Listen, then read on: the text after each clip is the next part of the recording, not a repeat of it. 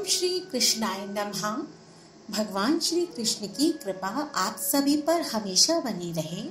आज सुनेंगे आगे की कथा को। जिन्होंने पिछले अध्यायों की कथा का श्रवण नहीं किया है वे हमारे चैनल पर जाकर उन अध्यायों का श्रवण अवश्य करें। आज की कथा में जानेंगे कि भक्ति के कष्ट की कैसे निवृत्ति हुई। नारद जी कहते हैं, अब मैं भक्ति, ज्ञान और वैराग्य को स्थापित करने के लिए प्रयत्न पूर्वक श्री सुखदेव जी के कहे हुए भागवत शास्त्र की कथा द्वारा उज्जवल ज्ञान यज्ञ करूंगा। यह यज्ञ मुझे कहाँ करना चाहिए? आप इसके लिए कोई स्थान बता दीजिए। आप लोग वेद के पारगामी हैं, इसीलिए मुझे इस शुक शास्त्र की महिमा सुनाइए। यह भी बताइए कि श्रीमद् भागवत की कथा कितने दिनों में सुनानी चाहिए और उसके सुनने की विधि क्या है। सनकादि बोले, नारद जी आप बड़े विनीत और विवेकी हैं। सुनिए, हम आपको यह सब बातें बताते हैं। हरिद्वार के पास आनंद नाम का एक घाट है। वहाँ अनेकों ऋषि रहते हैं तथा देवता और सिद्ध लोग भी उसका सेवन करते रहते हैं।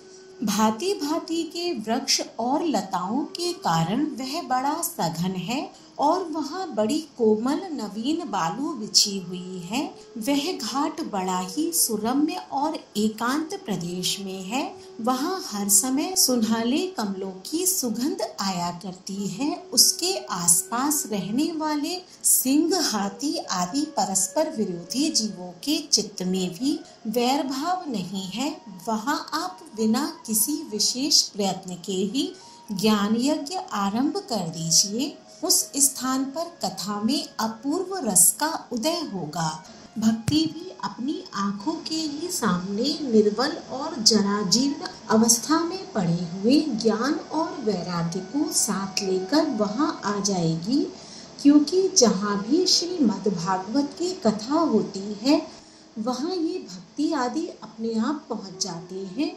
वहां कानों में कथा के शब्द पढ़ने से यह तीनों तरुण हो जाएंगे।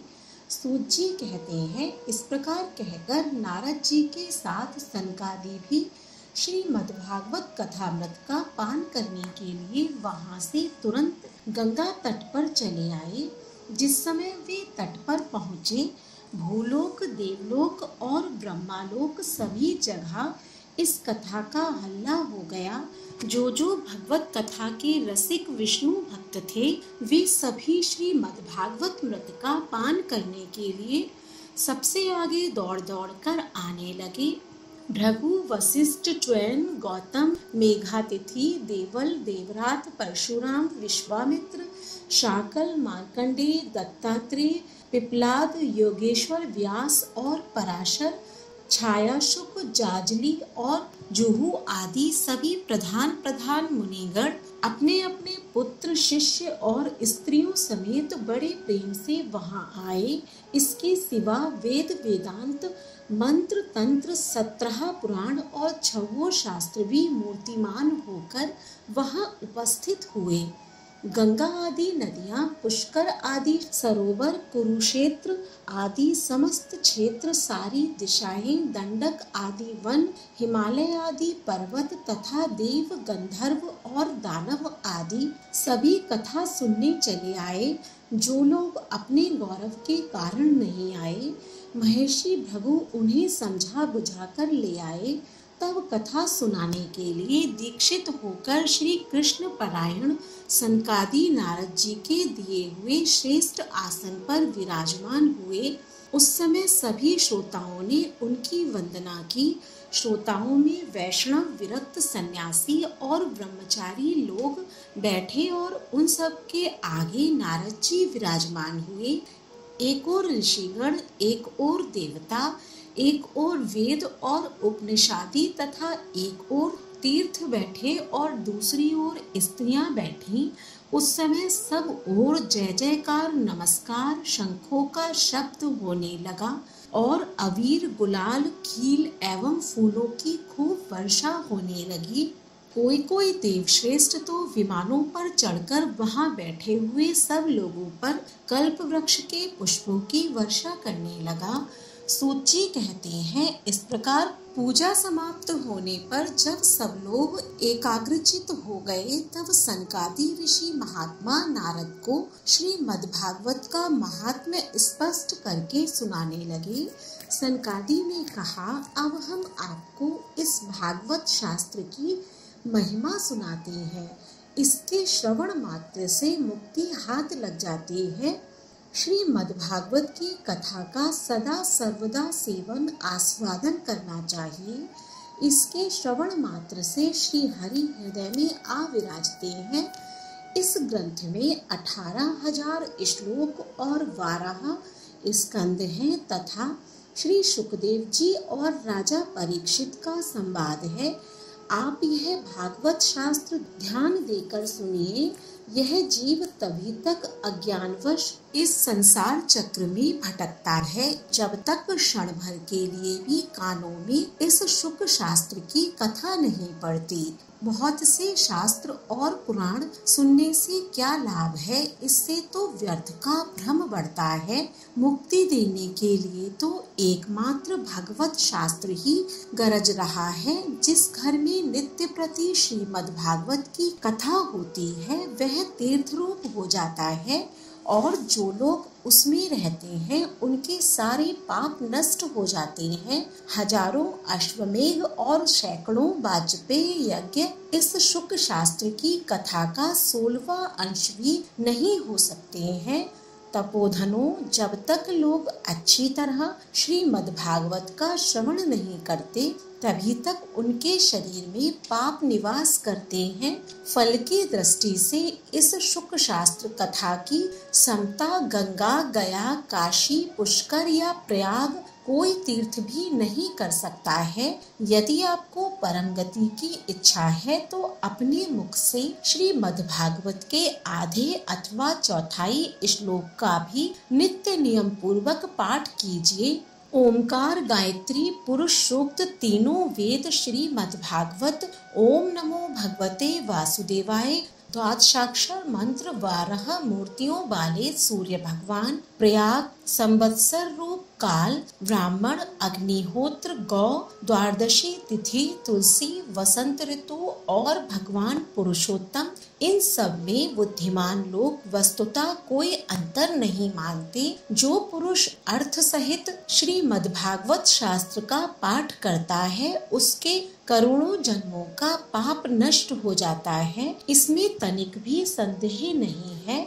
जो पुरुष नित्य प्रति भागवत का आधा या चौथाई श्लोक भी पढ़ता है उसे राजसूय और अश्वमेघ यज्ञों का फल मिलता है। नित्य भागवत का पाठ करना, भगवान का चिंतन करना, तुलसी को सींचना और गौ की सेवा करना, यह चारों समान है। जो पुरुष अंत समय में श्रीमद् भागवत का वाक्य सुन लेता है उस पर प्रसन्न होकर भगवान उसे वैकुंठ धाम देते हैं। जो पुरुष इसे सोने के सिंहासन पर रखकर विष्णु भक्त को दान करता है वह अवश्य ही भगवान का सायुज्य प्राप्त करता है।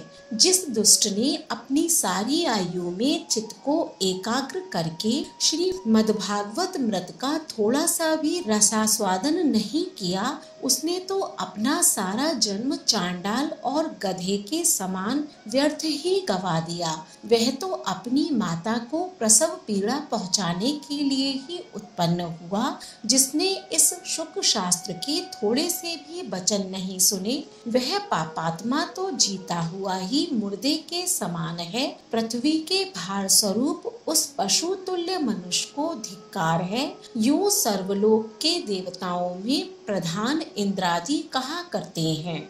संसार में श्रीमद् भागवत की कथा का मिलना अवश्य ही कठिन है। जब करोड़ों जन्मों का पुण्य प्राप्त होता है तभी इसकी प्राप्ति होती है।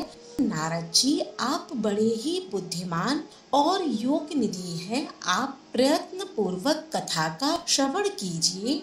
इसे सुनने के लिए दिनों का कोई नियम नहीं है, इसे तो सर्वदा ही सुनना अच्छा है। इसे सत्य भाषण और ब्रह्मचर्य पालन पूर्वक सर्वदा ही सुनना श्रेष्ठ माना गया है, किंतु कलयुग में ऐसा होना कठिन है। इसीलिए इसकी सुखदेव जी ने जो विशेष विधि बताई है वह जान लेना चाहिए। कलयुग में बहुत दिनों तक चित्त की वृत्तियों को वश में रखना, नियमों में बंधे रहना और किसी पुण्य कार्य के लिए दीक्षित रहना कठिन है। इसीलिए सप्ताह श्रवण की विधि है। श्रद्धा पूर्वक कभी भी श्रवण करने से अथवा माघ मास में श्रवण करने से जो फल होता है वही फल श्री सुखदेव जी ने सप्ताह श्रवण में निर्धारित किया है। मन के असमय रोगों की बहुलता और आयु की अल्पता के कारण तथा कलयुग में अनेक दोषों की संभावना से ही सप्ताह श्रवण का विधान किया गया है।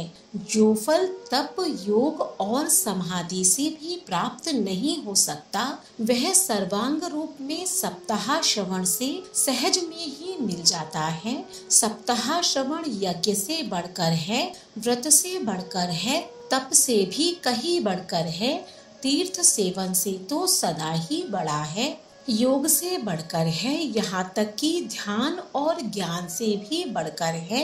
अजी इसकी विशेषता का कहाँ तक वर्णन करें, यह तो सभी से बढ़ चढ़कर है। शौनक जी ने पूछा, सूत जी यह तो आपने बड़े आश्चर्य की बात कही। अवश्य ही यह भागवत पुराण योगवेत्ता ब्रह्मा जी के भी आदि कारण श्री नारायण का निरूपण करता है, परंतु यह मोक्ष की प्राप्ति में ज्ञानादि सभी साधनों का तिरस्कार करके इस युग में उनसे भी कैसे बढ़ गया।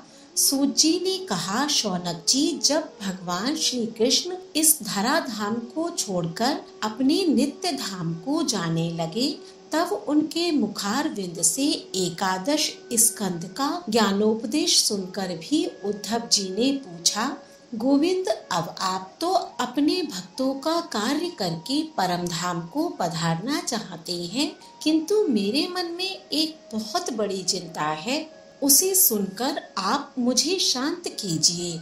अब घोर कलिकाल आया ही समझिए, इसीलिए संसार में फिर अनेक दुष्ट प्रकट हो जाएंगे। उनके संसर्ग से जब अनेकों सत्पुरुष भी उग्र प्रकृति के हो जाएंगे तब उनके भार से दबकर यह गौ रूपणी पृथ्वी किसकी शरण में जाएगी। कमल नयन मुझे तो आपको छोड़कर इसकी रक्षा करने वाला कोई दूसरा दिखाई नहीं देता है। इसीलिए भक्त वत्सल आप साधुओं पर कृपा करके यहाँ से मत जाइए। भगवान आपके निराकार और चिन्ह मात्र होकर भी भक्तों के लिए ही तो यह सगुण रूप धारण किया है, फिर भला आपका वियोग होने पर वे भक्तजन पृथ्वी पर कैसे रह सकेंगे। निर्गुणोपासना में तो बड़ा कष्ट है, इसीलिए कुछ और विचार कीजिए। प्रवास क्षेत्र में उद्धव जी के यह वचन सुनकर भगवान सोचने लगे कि भक्तों के अवलंब के लिए मुझे क्या व्यवस्था करनी चाहिए। शौनक जी तब भगवान ने अपनी सारी शक्ति भागवत में रख दी। वे अंतर्ध्यान होकर इस भागवत समुद्र में प्रवेश कर गए। इसीलिए यह भगवान की साक्षात शब्दमयी मूर्ति है। इसके सेवन, श्रवण, पाठ अथवा दर्शन से ही मनुष्य के सारे पाप नष्ट हो जाते हैं। इसी से इसका सप्ताह श्रवण सबसे बढ़कर माना गया है। और कलयुग में तो अन्य सब साधनों को छोड़कर यही प्रधान धर्म बताया गया है। कलिकाल में यही ऐसा धर्म है जो दुख, दरिद्रता, दुर्भाग्य और पापों की सफाई कर देता है तथा काम, क्रोध आदि शत्रुओं पर विजय दिलाता है। अन्यथा भगवान की इस माया से पीछा छुड़ाना देवताओं के लिए भी कठिन है। मनुष्य तो इसे छोड़ ही कैसे सकते हैं। अतः इससे छूटने के लिए भी सप्ताह श्रवण का विधान किया गया है।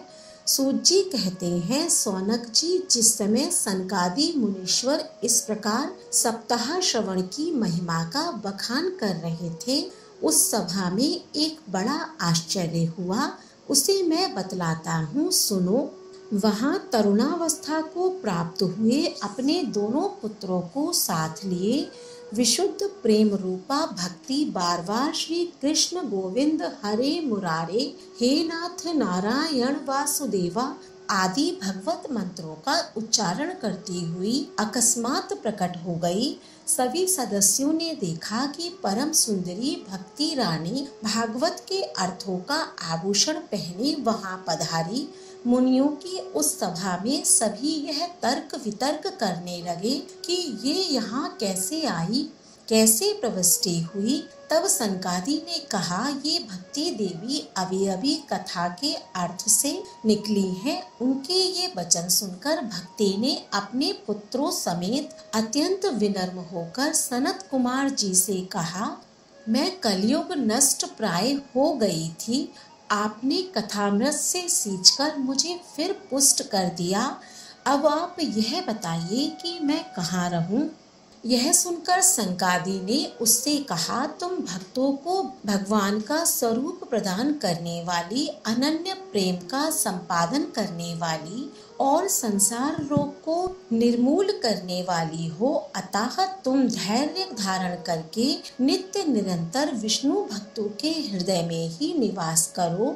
यह कलयुग के दोष भले ही सारे संसार पर अपना प्रभाव डाले, किंतु वहां तुम पर इनकी दृष्टि भी नहीं पड़ सकेगी। इस प्रकार उनकी आज्ञा पाते ही भक्ति तुरंत भगवत भक्तों के हृदय में जा विराजी। जिनके हृदय में एकमात्र श्री हरि की भक्ति निवास करती है, वे त्रिलोकी में अत्यंत निर्धन होने पर भी परम धन्य है, क्योंकि इस भक्ति की डोरी से बंधकर तो साक्षात भगवान भी अपना परम धाम छोड़कर उनके हृदय में आकर बस जाते हैं। भूलोक में यह भागवत साक्षात परब्रह्मा का विग्रह है। हम इनकी महिमा कहाँ तक वर्णन करें। इसका आश्रय लेकर इसे सुनाने से तो सुनने और सुनाने वाले दोनों को ही भगवान श्री कृष्ण की समता प्राप्त हो जाती है। अतः इसे छोड़कर अन्य धर्मों से क्या प्रयोजन है। बोलिए श्री कृष्ण भगवान की जय।